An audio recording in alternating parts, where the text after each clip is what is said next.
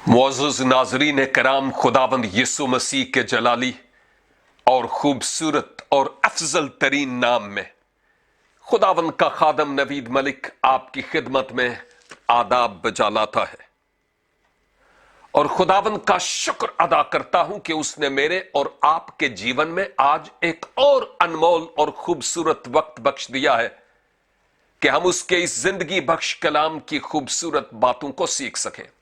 आप जानते हैं मेरे प्रोग्राम का नाम है खुदा की आवाज, और एक सिलसिला एक तवातर लेकर आगे बढ़ रहा हूं, और वो सिलसिला इस मौजू के तहत है कि खुदावंद यीशु मसीह की मौत के सबब से एक गुनहगार इंसान की बिगड़ी कैसे बन सकती है और क्यों कर बन सकती है।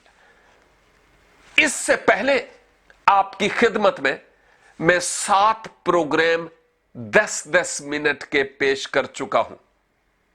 आज ये 8वां प्रोग्राम है और ये 10-10 मिनट के प्रोग्राम पेश करने के पीछे मकसद ये था कि एक तो आपका ज्यादा वक्त ना लगे, आप दिलचस्पी से इन प्रोग्राम्स को सुन सके, और बाय द वे कहीं कोई प्रोग्राम रह गया तो मेरी फेसबुक पर आप जरूर ट्रेस करें, आपको जरूर लिखा हुआ मिलेगा पार्ट 1, पार्ट 2, पार्ट 3, या हमसे आप कह भी सकते हैं, हम आपको जरूर ये टैग कर सकते या भेज सकते हैं।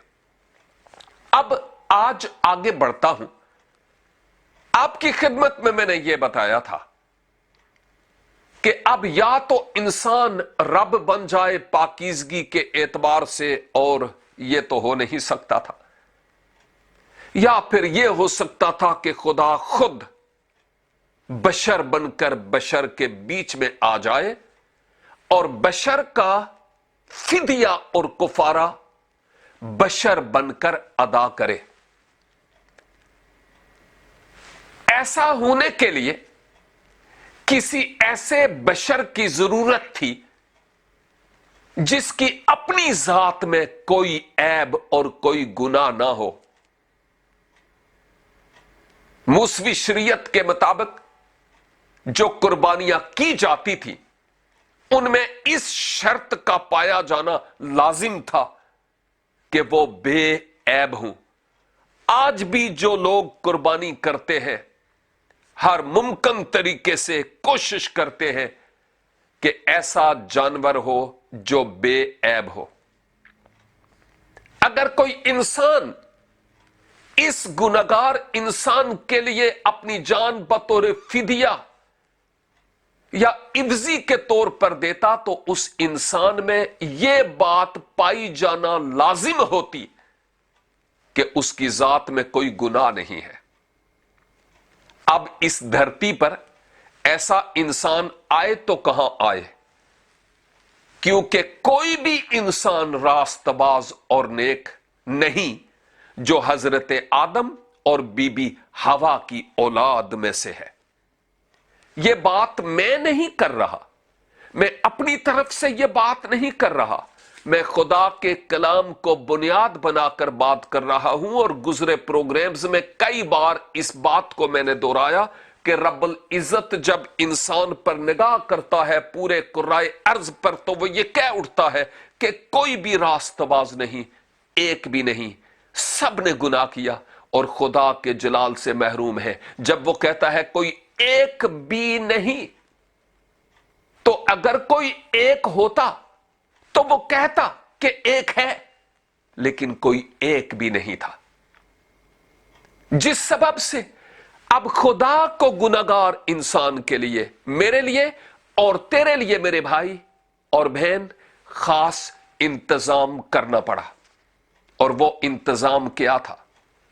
वो कलाम जो शुरू से खुदा के साथ था, उस कलाम को जिस्म इख्तियार करके इस दुनिया में आना पड़ा।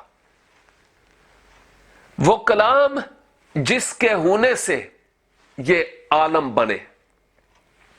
खुदा ने कहा था ना कि हो जा, तो हो गया। उस कलाम को जिस्म इख्तियार करके इस दुनिया में आना पड़ा। मुकद्दस यूहन्ना की इंजील की पहली 14 आयात बाद में आप तलावत कीजिएगा।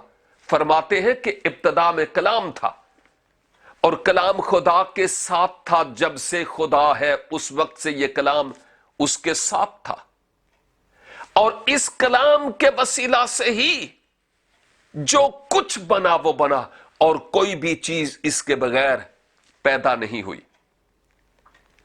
और फिर यूहन्ना की इंजील पहला बाब और इसकी 14वीं आयत में यह आया है, और कलाम मुजस्सम हुआ, जिस्म इख्तियार किया, फजल और सच्चाई से मामूर होकर हमारे दरमियान रहा और हमने उसका ऐसा जलाल देखा जैसा बाप के, रूहानी तौर पर खुदा की तरफ इशारा है, जैसा बाप के इकलौते का। अब याद रखिए यहां पर एक ऐसी बात है जो आपकी खिदमत में पेश करना बहुत जरूरी है। खुदा की तरफ से मेरी और आपकी और कुल जहान की गुनाहगार लोगों की निजात का इंतजाम हुआ, और यह उसकी तरफ से, मेरी और आपकी तरफ से नहीं। और वो क्या? वो कलमा जो शुरू से खुदा में और खुदा के साथ था, वो जिस्म इख्तियार करके इस दुनिया में आता है। कैसे? खुदा ने जिब्राइल फरिश्ता से कहा, जा और मरियम सिद्दीका मुकद्दसा से कह कि आप पाक रूह की कुदरत से, यानी मौजज़ाना तौर पर उम्मीद से होगी, और आपसे एक बेटा होगा और उसका नाम यीशु रखना। मुकद्दसा मरियम ने बिल आखिर जब इस मैसेज को जो खुदा की तरफ से था कबूल किया, तो वही मैसेज गोया मुकद्दसा मरियम के बतन में एक बीज की हैसियत से हुआ। वक्ते मुकर्ररा पर वो बीज की हैसियत से जो बच्चा था, किसी मर्द के मिलाप से नहीं, रब्बुल इज्जत की कुदरत से पैदा हुआ, इस दुनिया में आया, उसका नाम यीशु रखा। उसकी जात में कोई गुनाह नहीं था क्योंकि वो आदम और हवा की औलाद में से नहीं था। वो पाक रूह की कुदरत से सिर्फ और सिर्फ मुकद्दसा मरियम से पैदा हुआ था।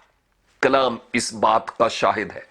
और इस मसीह के, यीशु मसीह के दुनिया में आने के ताल्लुक से हजारों साल पहले से नबुव्वतें होती रही है। भले बाइबल की पहली किताब, तौरात की पहली किताब पैदाइश 3 बाब की 14-15 आयत से आप शुरू कर दें, एक नहीं कई नबुव्वतें आपको मिलेंगी। और खुदा उन नबुव्वतों के जरिया बनी नौ इंसान को यह बताना चाहता था कि इंतजाम बराए गुनाहगार इंसान उसकी तरफ से है और वो वक्ते मुकर्ररा पर होगा।